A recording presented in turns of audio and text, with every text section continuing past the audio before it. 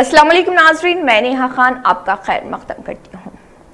مرحبا آمد مصطفیٰ جان رحمت، مرحبا آمد شمع بزم ہدایت صلی اللہ علیہ وسلم۔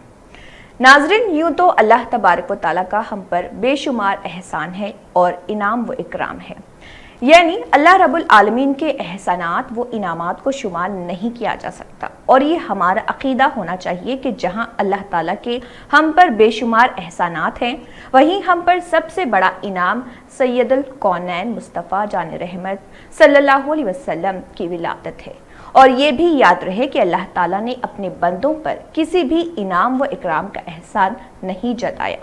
لیکن جب شمع بزم ہدایت صلی اللہ علیہ وسلم کو مبعوث فرمایا تو احسان جتایا، گویا رسول صلی اللہ علیہ وسلم کی ولادت اللہ کی طرف سے بندوں کے لیے سب سے بڑا انعام ہے۔ دنیا کا نظام رسول پاک کے صدقے میں چل رہا ہے۔ دنیا اور دنیا کی ساری چیزیں رسول پاک کے صدقے میں ہی وجود میں آئی ہیں، اور محمد صلی اللہ علیہ وسلم ہر مخلوق کے لیے نبی بنا کر بھیجے گئے ہیں، اور پوری کائنات کے لیے اللہ تبارک و تعالیٰ نے آپ کو نبی بنایا ہے۔ نبی کریم صلی اللہ علیہ وسلم جو دین لے کر آئے، اس دین کا نام اسلام ہے، اور اللہ کے نزدیک پسندیدہ دین دین اسلام ہی ہے۔ اس کا تذکرہ قرآن پاک میں بھی ہے، اور اب دنیا و آخرت میں وہی شخص کامیاب ہوگا جو دین اسلام پر عمل پیرا ہوگا، کیونکہ رسول پاک کے آنے کے بعد کوئی اور دین اللہ رب العالمین کی بارگاہ میں قابل قبول نہیں ہے۔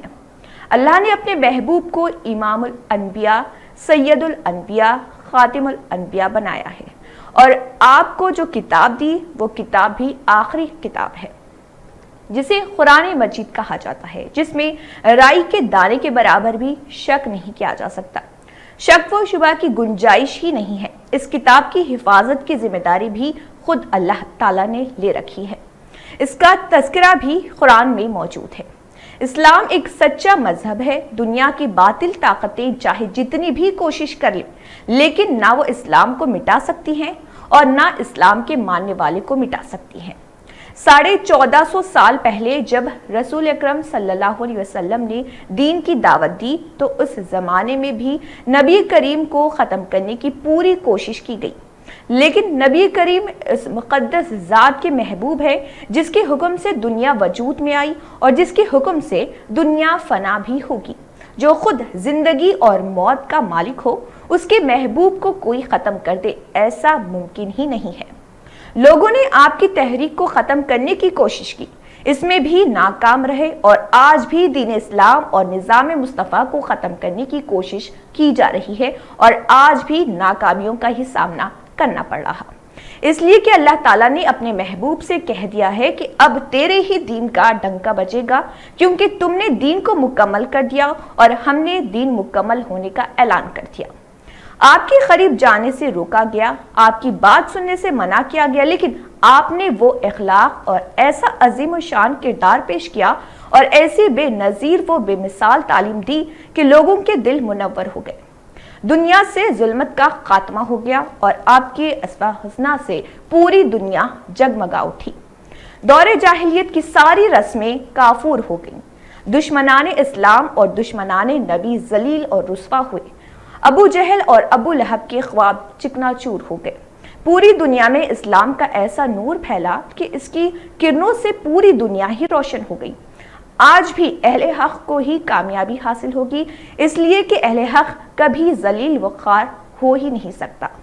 اہل حق کو لاکھ ستایا جائے، ظلم و بربریت کا نشانہ بنایا جائے، اس پر عرصے حیات تنگ کیا جائے، قدم قدم پر رکاوٹیں پیدا کی جائیں، مگر کامیاب اہل حق ہی ہوں گے، کیونکہ اہل حق کے ساتھ نصرت خداوندی ہوتی ہے، اس لیے وہ اہل حق پریشان ہو سکتا ہے لیکن ناکام نہیں ہو سکتا۔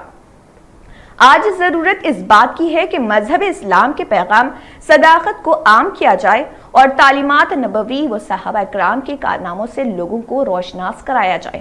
اور پیغام توحید سمجھایا جائے۔ آج دنیا میں بہت سے لوگ ایسے ہیں جو معرفت الہی سے نابلد ہیں، ان کو بتایا جائے کہ اللہ تبارک و تعالیٰ ہی دنیا کا نظام چلا رہا ہے، پوری کائنات کا نظام اسی کے حکم سے چل رہا اور اس کے فرمان کے مطابق زندگی بسر کرنے میں ہی دونوں جہاں میں کامیابی حاصل ہو سکتی ہے۔ اللہ نے بہت اچھے انداز میں دنیا کو بنایا، ہر وہ چیز پیدا فرمائی جو بنے نوع انسان کے لیے ضروری ہے۔ اس کے علاوہ لاکھوں انبیاء کرام علیہ السلام کو دنیا میں بھیجا تاکہ بندے اور رب کے درمیان تعلق قائم ہو سکے،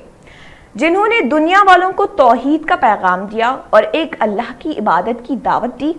ہمارے آقا صلی اللہ علیہ وسلم بھی وہی دعوت لے کر آئے جس کا سلسلہ پہلے ہی سے انبیاء کرام کے ذریعے چلا آ رہا تھا۔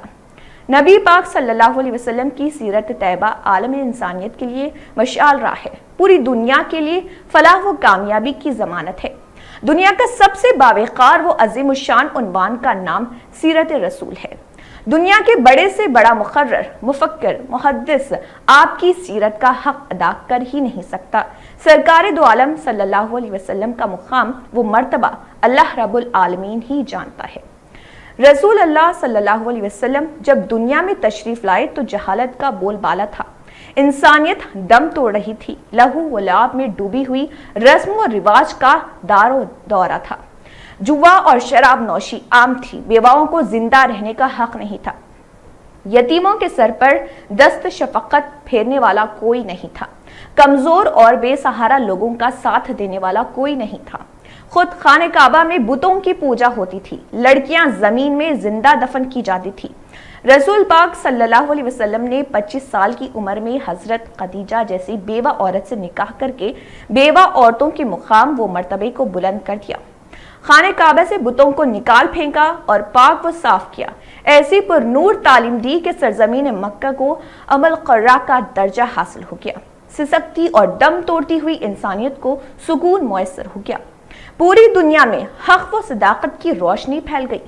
غرض یہ کہ سرکار دو عالم صلی اللہ علیہ وسلم کی شخصیت سراپا رحمت ہے۔ رسول پاک نے نکاح کو آسان بنایا، یتیموں کو نیا لباس پہنایا، انگلی پکڑ کر عیدگاہ لے گئے، جنگ میں ملا ہوا مال غنیمت یتیموں کو دے دیا۔